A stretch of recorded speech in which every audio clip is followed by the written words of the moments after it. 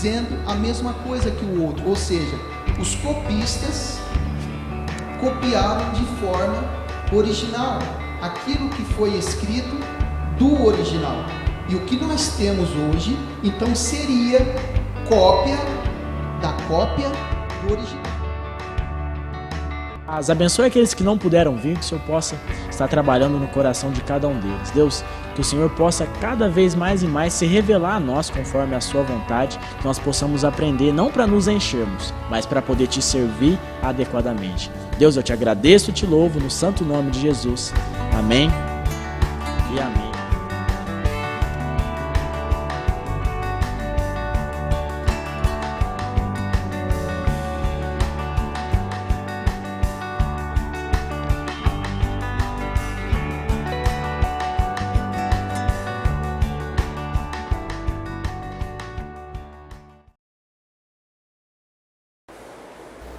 Hebreus capítulo 1, do versículo 1 até o versículo 4.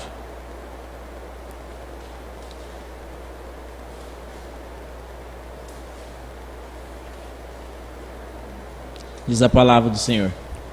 Há muito tempo Deus falou, muitas vezes e de várias maneiras aos nossos antepassados, por meio dos profetas. Mas nesses últimos dias falou-nos por seu Filho, a quem constituiu o herdeiro de todas as coisas, por meio de quem fez o universo. O Filho é o resplendor da glória de Deus e a expressão exata do seu ser, sustentando todas as coisas por sua palavra poderosa. Depois de ter realizado a purificação dos pecados, ele se assentou à direita da majestade nas alturas, tornando-se tão superior aos anjos quanto o nome que ele herdou é superior ao deles. Vamos orar? Deus, obrigado por mais esse dia que se passou. Obrigado por cada irmão que está aqui presente nessa noite. Deus, eu clamo por aqueles que não vieram e por aqueles que possivelmente estão a caminho.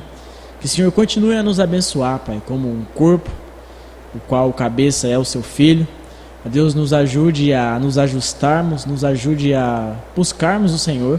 Aqui, como o autor de Hebreus diz, que o Senhor hoje tem falado conosco através do Filho e anteriormente falou com seu povo através dos profetas. Nós te agradecemos, ó Pai. O Senhor não nos deixou órfãos, o Senhor não nos deixou só, o Senhor nos deixou a sua palavra e nós te louvamos. Clamo por aqueles países que são perseguidos por amor ao seu nome e não podem, ó Pai, não têm a liberdade de ter as Escrituras. E também clamo por nós que temos as Escrituras em diversas versões, traduções, a qualquer momento e não damos o devido valor. Ó Deus, nos ajude, que nós possamos voltar, Pai, e dar valor ao que realmente tem valor. Ó Deus, eu te agradeço e te louvo no santo e precioso nome de Jesus. Amém e amém. As igrejas hoje em dia têm crescido, isso é notório. Você liga a TV e você já vê um ministério, você já vê uma denominação, e você vai para o rádio, já vê outra, e você passa no quarteirão da sua casa, já tem outra, e passa no outro bairro, já tem outra. É fato. O cristianismo, nos evangélicos, digamos dessa forma, tem crescido de uma forma estrondosa. E junto com o crescimento também vem alguns escândalos, algumas situações indesejadas, situações inesperadas que não deveria ter acontecido naquele local. Escândalos em relações a pecado, a lavagem de dinheiro, práticas totalmente sem nexo. Isso nós temos visto muitas vezes, coisas que você nunca imaginou que poderia acontecer numa igreja, tem acontecido. Isso é lamentável, porque o nome de Deus está sendo jogado na boca de lixo. As pessoas têm usado o termo evangélico como sinônimo de espíritas, as pessoas rodando, pulando, cantando, todas de branco. Não há mais uma distinção em certas igrejas. Nós sabemos que para a honra e glória de Deus, nós temos permanecido nas Escrituras. Porém, nós vemos isso na TV, nós vemos notícias nos jornais. Isso é fato. E outra coisa que me chateia muito é a maneira como eles trazem a palavra. Não dão o devido tempo. Aqui nós temos uma quantidade de tempo, um certo tempo para a palavra, para a pregação da palavra em si. Nessas igrejas não. O que nós vemos?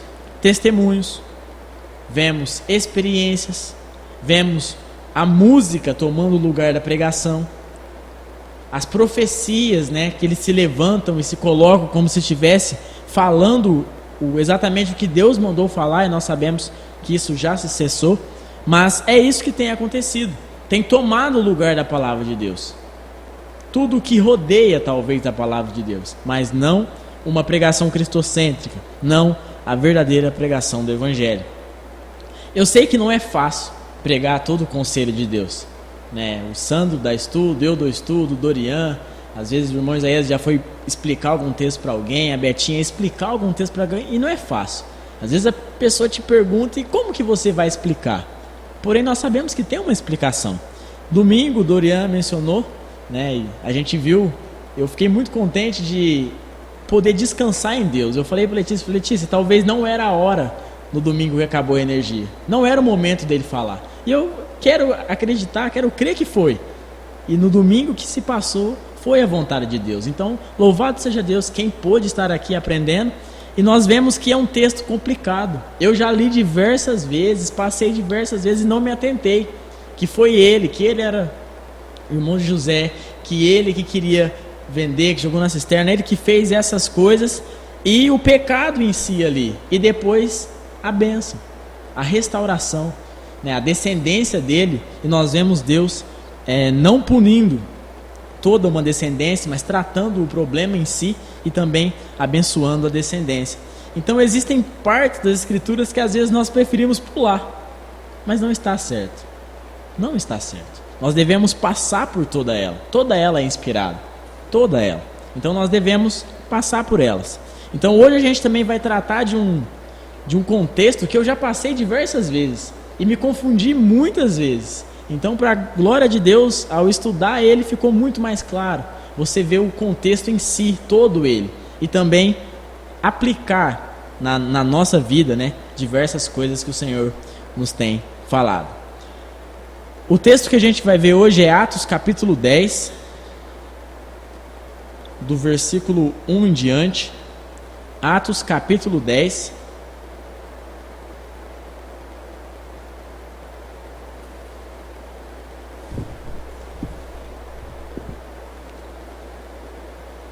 Atos capítulo 10, a partir do versículo 1, diz a palavra de Deus. Havia em Cesareia um homem chamado Cornélio, centurião do regimento, conhecido como Italiano. Ele e toda a sua família eram piedosos e tementes a Deus. Dava muitas esmolas ao povo e orava continuamente a Deus. Certo dia, por volta das 3 horas da tarde, ele teve uma visão. Viu claramente um anjo de Deus que se aproximava dele e dizia: Cornélio. Atemorizado, Cornélio olhou para ele e perguntou: Que é, Senhor? O anjo respondeu: Suas orações e esmolas subiram como oferta memorial diante de Deus. Agora, mande alguns homens a Jope para trazerem um certo Simão, também conhecido como Pedro, que está hospedado na casa de Simão, o curtidor de couro, que fica perto do mar. Depois que o anjo lhe falou, se foi. Cornélio chamou 2 de seus servos e um soldado piedoso dentre os seus auxiliares, e contando-lhes tudo o que tinha acontecido, enviou-os a Jope. No dia seguinte, por volta do meio-dia, enquanto eles viajavam e se aproximavam da cidade, Pedro subiu ao terraço para orar. Tendo fome, queria comer, enquanto a refeição ainda estava sendo preparada, caiu em êxtase. Viu o céu aberto e algo semelhante a um grande lençol que descia à terra, preso pelas 4 pontas, contendo toda a espécie de quadrúpedes, bem como de répteis da terra e de aves do céu. Então uma voz lhe disse: Levante-se, Pedro, mate e coma. Mas Pedro respondeu: De modo nenhum, Senhor. Jamais comi algo impuro ou imundo. A voz lhe falou segunda vez: Não chame impuro ao que Deus purificou. Isso aconteceu 3 vezes, e em seguida o lençol foi recolhido ao céu. Enquanto Pedro, ainda refletindo no significado da visão, os homens enviados por Cornélio descobriram onde era a casa de Simão e chegaram à porta. Chamando, perguntaram se ali estava hospedado Simão, conhecido como Pedro. Enquanto Pedro ainda estava pensando na visão, o Espírito lhe disse: Simão, 3 homens estão procurando por você. Portanto, levante-se e desça. Não hesite em ir com eles, pois eu os enviei. Aqui nós vemos 2 pessoas, dois principais, né? Nós vemos 2 pessoas em evidência. Primeiro, Cornélio e também Pedro. 2 personagens que estão em evidência no texto. Porém, vamos lembrar o contexto em que nós estávamos. A semana que eu dei o estudo, nós vimos que a igreja passava por um momento de calma, um momento de paz, de tranquilidade, calmaria total. Ia crescendo, era encorajada, crescia na graça e no conhecimento, temia ao Senhor, e até aquele que havia perseguido a igreja havia se convertido. O Saulo, que depois, né, se tornou Paulo. E até esse que perseguia e havia se convertido estava pregando o evangelho corajosamente. Então a igreja estava desfrutando de uma paz plena, de uma paz total. Porém, algumas coisas aconteceram, não de ruins, mas sim de boa. O evangelho continuou se estendendo. Nós vemos que Pedro saiu para visitar os crentes de Lida e lá curou Enéas. E depois, quando ficaram sabendo que ele estava lá, chamaram ele até Jope. E ele então curou Dorcas, ressuscitou Dorcas. E por onde ele passava, ele pregava o evangelho. Assim também como os demais apóstolos e os discípulos também estavam pregando o evangelho. Pedro ficou em Jope durante algum tempo. É o que nós lemos em Atos 9:43, com um curtidor chamado Simão. O que é um curtidor? É alguém que fica lá no Facebook curtindo? O que é um curtidor? Uma pessoa que curte? O que ele curte? Isso, trabalha com couro. Operário que tem o ofício de curtir peles ou couros era uma profissão indesejada entre os judeus. Por quê? Porque quando você trata com couro, com pele, você está falando de animais mortos. E segundo a lei, não era legal, não era possível você ficar lidando com a impureza, né, a morte de alguém. Assim também como as pessoas que carregavam os corpos, eram trabalhos que não agradavam muito não. Hoje, como se fosse você trabalhar na funerária, de ter que carregar lá o morto, o falecido, então não é muito legal. Ainda hoje já não é muito legal. Naquela época, diante da lei, então, não, judeu não pode trabalhar com essas coisas. Mas em última instância, não havendo com o que trabalhar, então, esse Simão era curtidor. Nós vemos apenas um curtidor declarado claramente nas Escrituras, e é este aqui. Outros também fizeram trabalhos de curtir couro, pele, porém não é claro. Não é claro. Aqui Pedro é como se fosse assinado na carteira, curtidor. E o nome de acordo com a profissão, né, Simão ou curtidor, era para indicar exatamente a pessoa. João Batista, ele usava suas vestimentas, né, peles. Então a gente também vê no Antigo Testamento as pessoas trabalhando, mas exatamente falando que era curtidor, somente este Simão. E a nossa história então começa nesse contexto. Hoje a gente vai considerar a visão de Cornélio e o êxtase de Pedro. Como lemos no início, Hebreus 1:1 nos fala que Deus falou de diversas maneiras, por várias vezes, ao seu povo. Quais foram essas maneiras?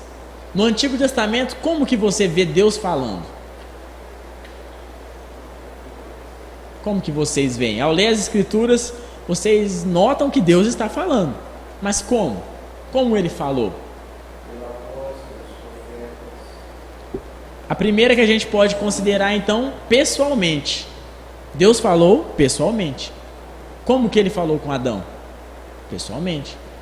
E ele ordenou: Adão, cultiva, Adão, multiplica, enche a terra e não coma do fruto. Pessoalmente. Outra pessoa que ele também falou pessoalmente foi Moisés. Moisés, quando estava lá em cima do monte, a gente viu que o rosto dele saiu resplandecendo. Ele falou pessoalmente com Deus. Através de sonhos. Também não muito distante, Dorian mencionando os sonhos de José, os 2 sonhos, né? Os feixes e também o sol, a lua e as estrelas. Outra pessoa que sonhou bastante também foi Daniel. Em Daniel 7 é mencionado que ele sonha com 4 animais: o leão, o urso, o leopardo e um animal aterrorizante e assustador, que eram 4 reinos. Se você continuar a leitura, você vai ler que é o reino da Babilônia, o Medo-Pérsia, a Grécia e o último, o de Roma. Também a estátua, né? A parte de cima, ouro, prata, e vai continuando. Deus também falou através de visões. Isaías 6 é sempre mencionado nesse contexto, o chamado de Isaías.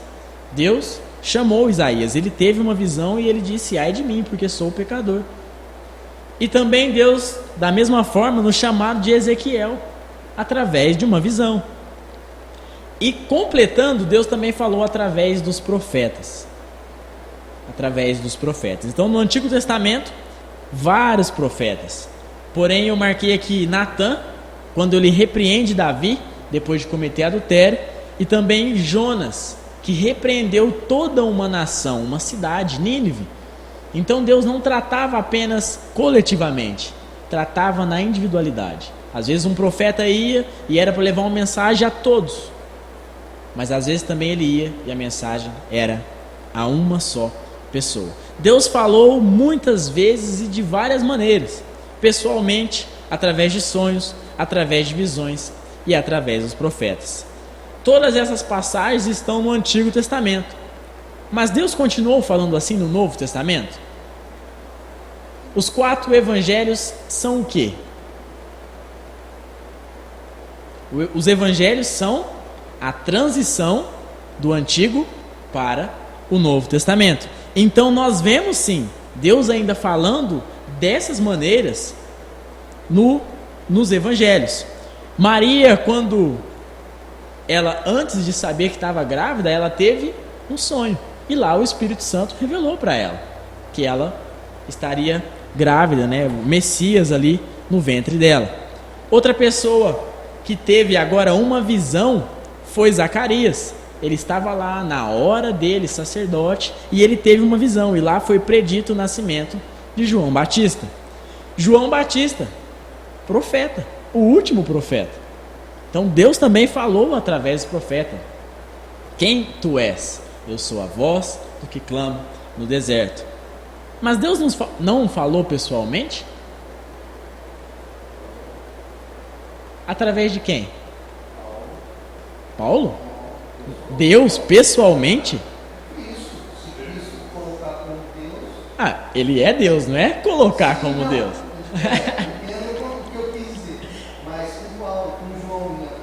Isso, mas aí a gente vai ver, a gente está vendo nos evangelhos que é a transição do Antigo para o Novo Testamento, né? Então por isso que a gente não entende algumas coisas. Mas Cristo obedeceu a lei. Gente, é a transição do Antigo para o Novo. É meio confuso sim, mas quando nós olhamos com essa perspectiva fica mais fácil. Deus falou pessoalmente conosco através do Filho, literalmente aqui, olhando olho no olho e falando e repreendendo. Não era uma voz que era pessoalmente, mas você não via, ou você tinha que tampar, porque o lugar era santo. Agora, pessoalmente, através de Cristo. Eu não sei se, no contexto pessoal, se Deus falando quando Cristo saiu do batismo, né? Esse é meu filho amado, se pode colocar isso nesse contexto também. Não sei se todos ouviram, né? Que há essa divergência, né? Se todos ouviram. Deus ali falou que a gente pode confirmar pessoalmente com Cristo, né? Se eles ouviram, mas ele falou conosco através do Filho. Tanto que a gente tem os 4 evangelhos com uma enorme narrativa. É só Cristo falando praticamente. Então nós vemos que Deus falou muito pessoalmente no Novo Testamento, nos 4 evangelhos. Após esse período de transição do Antigo para o Novo, passamos os evangelhos. Em Atos já começamos a ver uma pausa, uma parada e não uma continuação nessas maneiras de Deus falar. Ah, Fernando, mas você acabou de ler que Cornélio teve uma visão? Sim. Você acabou de ler que Pedro teve um êxtase? Sim. E se você for procurar, você vai ver que Deus ainda continuou falando. E no Novo Testamento inteiro, até ser escrito. Como que a palavra de Deus foi inspirada? Paulo estava lá de frente ao mar, viu a brisa, o sol se pondo. Nós vemos lá em Romanos 1:20 que as coisas, por meio das coisas criadas, é indesculpável o homem dizer que não há Deus. Ele estava lá olhando o pôr do sol e o mar? Não, Deus falou com ele. As visões de João no Apocalipse, porém, com o povo, já começou a diferenciar. Com os apóstolos, com os escritores, sim, porém com o povo. A carta que Paulo escreveu à igreja de Corinto foi um homem, um pregador, debaixo da autoridade, do poder de Deus, escrevendo. Alguém que anunciou a vontade, a palavra de Deus a eles. E é o que nós temos hoje. O que nós estamos fazendo?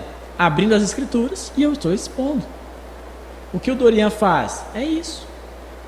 É a maneira normal de Deus falar conosco. Deus, ele é um Deus racional. E nós devemos prestar um culto a ele, um culto racional. É o que diz Romanos 12, 1 e 2. Deus, ele pode falar de outras formas? Lógico. Ele é Deus. Eu não vou limitar a Deus, eu não vou cometer esse erro. Porém, é comum? Aí não. Falar que é normal. Não, Deus me revelou, eu determino, mas eu tive um sonho. Irmãos, a gente vê, como aprendemos em José, tem o sonho sonhado, o sonho objetivo e o sonho que realmente foi dado por Deus, que Deus fez com que ele sonhasse. Então você pode pensar demais em uma coisa e sonhar e foi Deus que falou? Não. Essa semana eu comentei com a Letícia, acordei rindo. Eu sonhei que eu tinha 2 cicatrizes na perna e uma no braço e eu fiz 3 tatuagens. Eu acordei rindo, então Deus me revelou que eu tenho que fazer uma tatuagem. Infelizmente, essas igrejas têm feito essas coisas. Na decorrência de um sonho comum, que não sei por que eu devo ter comentado com ela em relação de tatuagem. Eu sei que eu comentei com os meus alunos em relação à tatuagem e eu sonhei isso. Foi Deus que me deu? Acho meio estranho. Ele me diria outras coisas, né? Pregue o evangelho, vá, ore, faça alguma coisa. Tatuagem esquece esse assunto. Mas, infelizmente, as igrejas têm feito isso. Para a gente diferenciar um pouquinho, o êxtase de Pedro, nós não podemos passar desapercebido. Não foi uma visão, não foi um sonho. É mencionado que foi um êxtase. Ele teve um êxtase. Não foi uma pílula, uma droga, como existe, né? Foi Deus. É um estado da mente produzido por Deus e por ele utilizado para se comunicar com Pedro. Não é meramente imaginação, nem sonho. A percepção de Pedro foi aguçada para receber a visão da parte de Deus. Pedro ouviu, viu e sentiu. Deus usou dessa forma. Como que Deus se revela hoje? Hoje, século 21. 2 formas: revelação geral e revelação especial ou específica. Revelação geral é o que eu mencionei, que Paulo menciona lá em Romanos 1, 20 e 21, através da natureza, as coisas criadas, os atributos de Deus. Se você tão somente olhar um vídeo de uma cirurgia, um transplante de rim, de córneas, de coração, seja o que for, você vai se surpreender, porque o corpo humano é perfeito. E se você tão somente parar e ver os pássaros, o pôr do sol também, você vai falar, tem que haver um Deus. Mas você não vai conseguir adorar esse Deus como ele é digno e como ele merece. Porque vai ser o Deus da sua imaginação, conforme você vê. Por isso que há a necessidade da revelação específica, a especial. Eu não creio que alguém vai ser salvo diante da revelação geral. Porque não é anunciado a Cristo. É anunciado que existe um Deus. Mas a revelação específica é direto, é o ponto, é Cristo.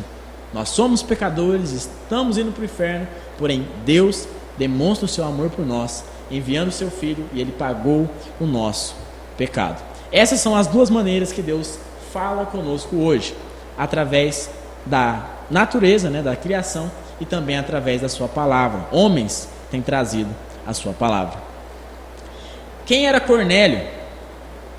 Cornélio, do latim piedoso, um gentil, centurião de Cesareia. Ele e toda a sua família eram tementes a Deus, davam muitas esmolas aos necessitados, orava continuamente. Um homem influente, um líder militar, possivelmente bem financeiramente. Mandou 2 escravos e um soldado só para ir buscar Pedro, conforme o anjo tinha ordenado. Respeitado por todo o povo. Cesareia era uma cidade localizada a 48 quilômetros de Jope. Recebeu esse nome em homenagem a Augusto César. A cidade era um quartel-general das forças da ocupação romana. Cornélio estava lá. Por que é mencionado o italiano? Um centurião era comandante de uma unidade militar de no mínimo 100 homens. Centurião. Então era dividido em regimentos. A região lá onde ele estava era aproximadamente 6.000 homens. E dividido, não sei quantos regimentos haviam lá, ele tinha a quantidade de homens que era no mínimo 100, né? Mas ele tinha mais 100. Todos os centuriões mencionados no Novo Testamento possuem qualidades nobres, eram escolhidos a dedo, não era qualquer um. Pessoas nobres, pessoas que zelavam. Nós também vemos em Atos 27:1 um outro centurião e um outro regimento, cujo nome era Imperal, está lá em Atos 27:1. E o líder desse regimento era o centurião Júlio, que ele que prendeu Paulo, né, e levou eles lá para Jerusalém. Embora o nosso contexto faça parte, e uma pausa, nós vamos ver isso a semana que vem, para não deixar dúvida. Esse contexto faz parte de uma parte maior, como eu mencionei, que é o início da pregação aos gentios. A casa de Cornélio, né, a conversão lá, a família dele, foi o início da pregação e da conversão e do batismo do Espírito Santo aos gentios. Porém, hoje a gente vai fazer um pano de fundo e pegar essas duas, né, essa visão e esse êxtase, e aplicar 3 coisas para nós. O que Paulo fez, o que Pedro fez, aliás, e também o que Cornélio fez. Nós sabemos que Deus fala conosco. Deus, quando nós abrimos a palavra dele, ele está falando conosco. Quando nós oramos, nós falamos com ele. Porém, quando somos expostos à palavra, ele fala conosco. Isso é fato. Porém, o que nós fazemos quando ele fala conosco? Como agimos? Nós realmente ouvimos a voz de Deus? Ou é como aquele pai chato? Filho, você tem que comer legumes, verduras. Filho, você tem que comer feijão. Filho, não é hora de assistir desenho. E muitas vezes nós não queremos dar ouvido à voz de Deus como se ele fosse um pai chato. E nós sabemos que os pais têm sempre, né, o melhor para os seus filhos, porque querem o melhor dos seus filhos. E Deus, muito mais excelente do que os pais físicos, né, o símbolo de um pai perfeito. A primeira coisa que a gente vê é que tanto Cornélio, ainda não salvo, um descrente, né, aqui para ficar claro, e também Pedro, um salvo, estavam orando antes de ocorrer a visão e o êxtase. Cornélio orava às 3 horas da tarde e Pedro ao meio-dia. Esses eram horários, o de Pedro não, mas o de Cornélio era o horário fixo dos judeus. 9 da manhã, às 3 da tarde e ao pôr do sol. Porém, ao meio-dia eles também tinham o costume, mas não era fixo. Era quem iria orar. Eles não, eu posso garantir isso, eles não estavam pedindo esta visão. Porque alguns vão pegar esse texto e falar, ó, eles estavam orando e pediram que Deus enviasse. Não. Esquece isso. Se você vê o contexto e o para que foi escrito isso, como eu mencionei, é a porta de entrada da pregação do evangelho aos gentios. A mensagem que Deus falou a Cornélio era, olha Cornélio, tem um homem chamado Simão, está na casa de um curtidor, na rua lá, vira perto do mar, vai lá, manda buscar ele, que eu tenho algo para te dizer. Essa foi a mensagem de Deus a Cornélio. E a mensagem de Deus a Pedro? Olha, Pedro, tá vindo homens aí da parte de Cornélio, um centurião, que eu mandei ele enviar pessoas para te buscar, e não hesita, vá com ele, porque você tem que pregar o evangelho para ele. Não está assim nas escrituras, mas em síntese é isso. Essa foi a mensagem a Cornélio e a mensagem a Pedro. Então eles não estavam pedindo, estavam orando, estavam apenas, nessa nós colocamos como apenas, orando. Eu gostaria de compartilhar um trecho de um livro que eu estou lendo, que chama O que acontece quando igrejas oram. É surpreendente que homens que hoje pescam junto, jogam futebol junto, tomam um café junto, assistem ao filme junto, debatem assuntos juntos, não podem orar juntos. Muitos cristãos usam a palavra comunhão. O Dorian, todo final de culto, menciona isso. A comunhão faz parte do culto. E nós usamos essa palavra para definir essas coisas. Pescar juntos, tomar lanche junto, tomar café, ver filme. É comunhão, comer é comunhão. Mas não é o auge da comunhão. Não é uma comunhão profunda. O mais profundo tipo de comunhão que nós podemos ter entre irmãos em Cristo é a comunhão da oração. O autor é Warren W. Wiersbe, o verdadeiro WWW, né?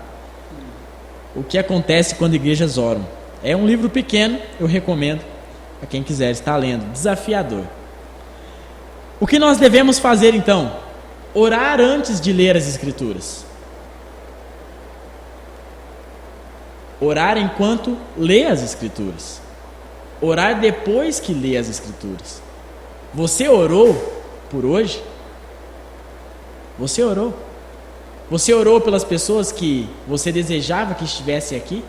Você orou por ontem, na reunião de oração? Deus, que todos os irmãos possam ir. Você tem orado? Você tem orado pelo culto? Você ora pelo pastor, pelos líderes, pelos irmãos, por cada um, pelo corpo, pela mensagem, pela preparação da mensagem? Hoje é a quarta-feira e eu tenho certeza que o Dorian já começou a preparar a sua mensagem de domingo, porque é demorado. É demorado. Eu, quando eu pego, eu fico até de madrugada. Segunda-feira eu fiquei mais ou menos das 8 às 10, eu estava muito cansado, fui dormir, e ontem eu fiquei das 8 às 2 da manhã. Eu gosto. Então é silêncio, é madrugada, não tem barulho, e eu sozinho. É eu e Deus. E eu sei que irmãos têm orado, irmãos estão orando, e irmãos vão orar. Então que a gente possa continuar a orar durante o culto, depois do culto.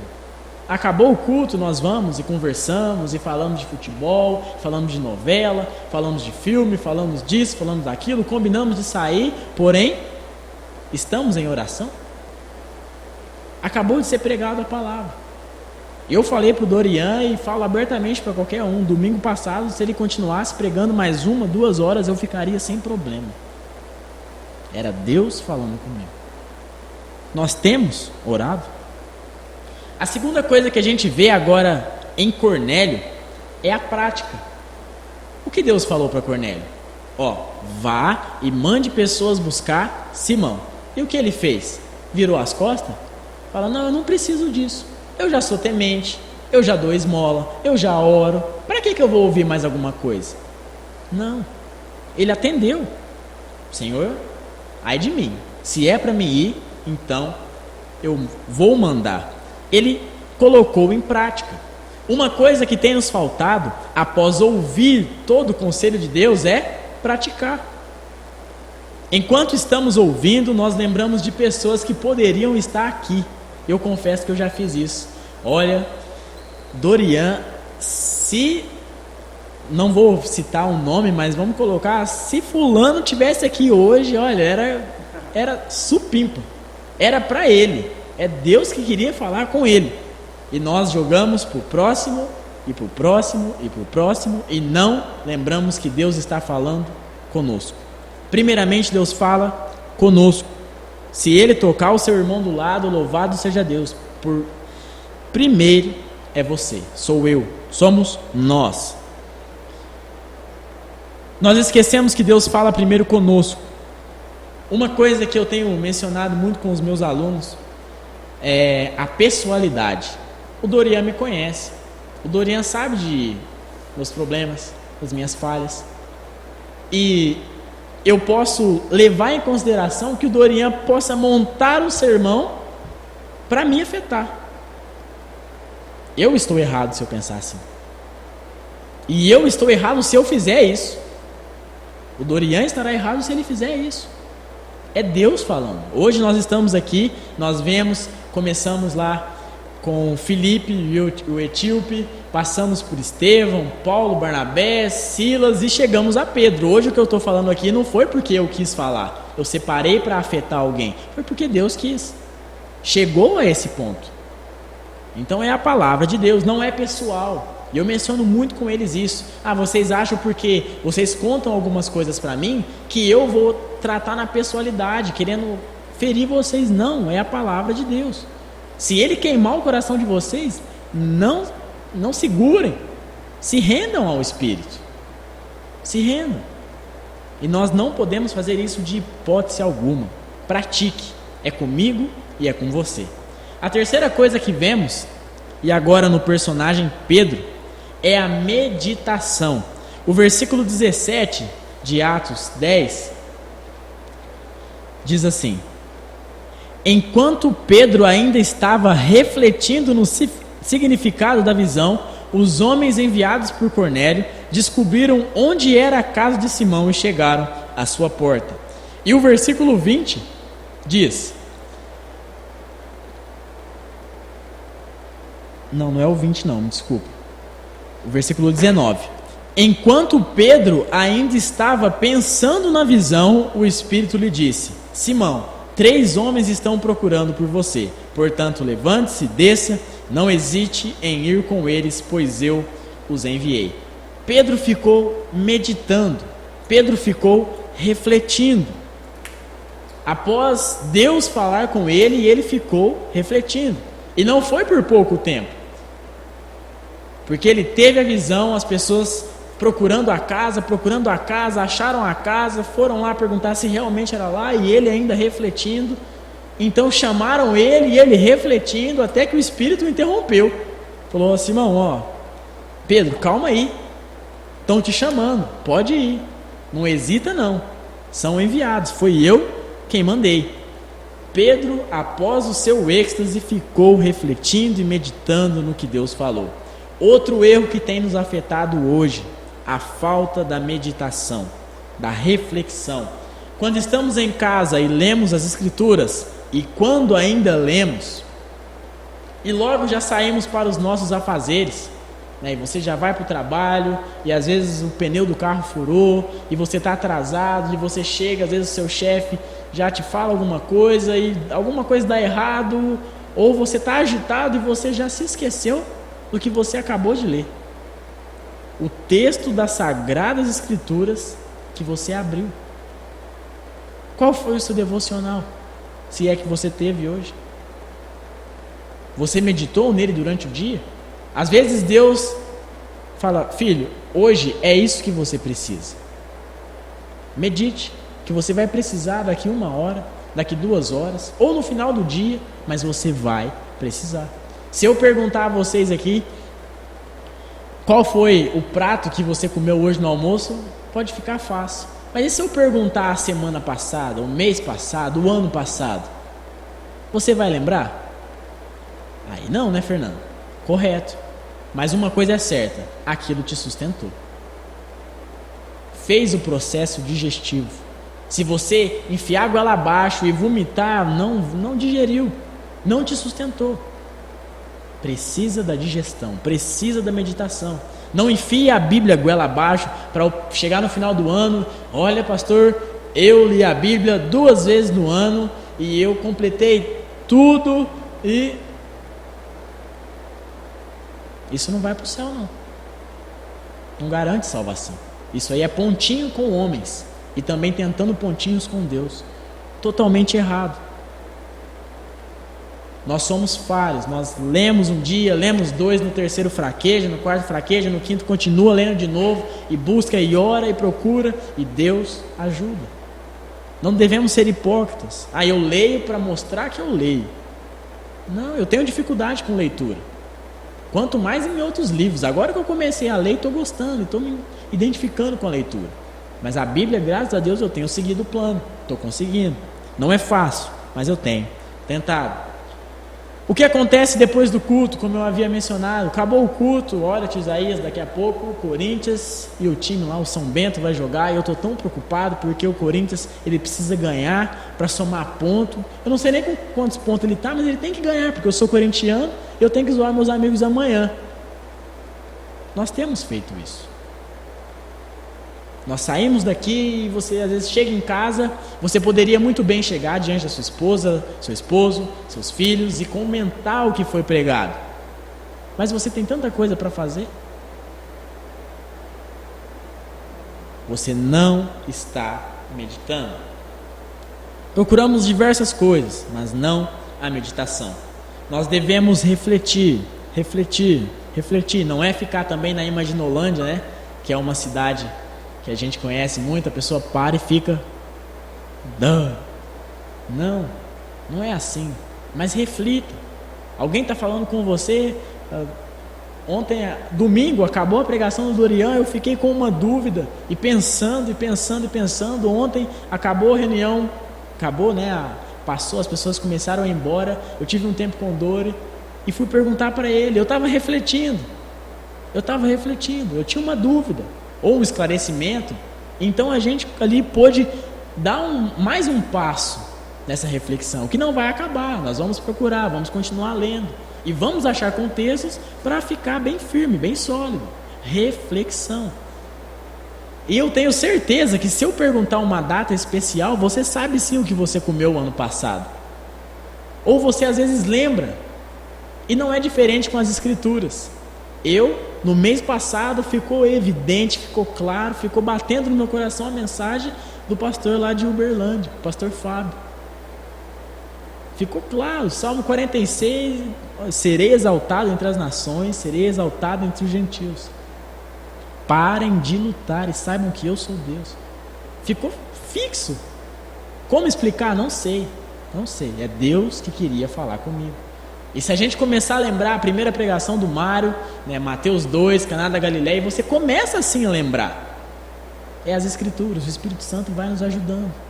Medite, você vai chegar em casa e você pode ler o texto, já se prepara para a semana que vem, as portas se abrindo aos gentios, chegou até você, chegou até mim o Evangelho, mas a primeira família que é mencionada que se converteu foi essa família, mas chegou até nós. Reflita, pense, não vomite, não deixe a Bíblia vir de goela abaixo, pelo contrário, coma devagar, para que seja feito um bom processo digestivo. Continue refletindo, continue meditando, melhor dizendo, e assim a gente vai poder praticar melhor. Para a gente finalizar, eu gostaria de fazer uma pergunta. Você se identificou com Pedro, que meditava? Você se identificou com Cornélio, que praticava? Você se identificou com os dois, que medita e pratica, ou você não se identificou com nenhum? Talvez hoje esse seja o alerta. Pedro meditava. Nesse contexto, lógico, ele praticava, mas aqui ele meditava. Cornélio praticava e também meditava. E nós? A pergunta é: e hoje? Como eu tenho feito? Nós temos buscado ouvir a voz de Deus? Nós temos ouvido a voz de Deus e não escutado, porque você escuta diversas coisas. Está passando um carro, um ventilador, diversas coisas. Mas você tem ouvido a voz de Deus? Temos orado, praticado, meditado. Eu marquei aqui 4 contextos, 4 versículos, da palavra de Deus que incentiva a gente a fazer isso. Em Mateus 22, 29... Jesus respondeu dessa forma: vocês estão enganados, porque não conhecem as Escrituras e nem o poder de Deus. Ah, as pessoas se enganam? Sim, por não conhecer as Escrituras. Escutam, porém não ouvem. As pessoas não têm porque não pedem. Deus tem falado, mas eu não tenho entendido. Então, peça. Peça. Deus, me dê entendimento, me dê sabedoria. Use o Fernando, Dorian, seja quem for, me use também. Nós somos instrumentos. Em Tiago 4,2 diz: não tem porque não pedem. E a prática? Se afirmarmos que não temos, que temos, ou melhor dizendo, comunhão com Ele, mas andamos nas trevas, mentimos e não praticamos a verdade. Lá em 1 João 1,6. Temos praticado? E a meditação? Esses 4, que é a palavra de Deus, a oração, a prática, a meditação, você encontra diante de todas as Escrituras. Eu apenas separei esses aqui. O da meditação eu separei um texto que eu gosto muito, que está lá no Salmo 1, versículo 1 e 2, que menciona: como é feliz quem não segue o conselho dos ímpios, não imita a conduta dos pecadores, nem se assenta na roda dos zombadores. Ao contrário, sua satisfação está na lei do Senhor, e nessa lei medita de dia e de noite. Se você não se identificou com nenhum, busque. Se você se identificou com eles, continue, persevere, e Deus vai nos ajudar. Louvado seja Deus, irmãos. Eu agradeço porque Deus falou muito comigo. Era um texto muito confuso, eu li, eu reli, e diversas vezes eu passava: que quadrúpede, que visão, êxtase, o que ele está falando? Mas hoje, pelo menos hoje, o que ele quis falar comigo foi isso. E eu peço que Deus também possa tocar no coração de vocês, assim como tocou no meu. Vamos orar para a gente finalizar? Oremos. Deus, obrigado, Pai, pela Tua palavra. Obrigado por homens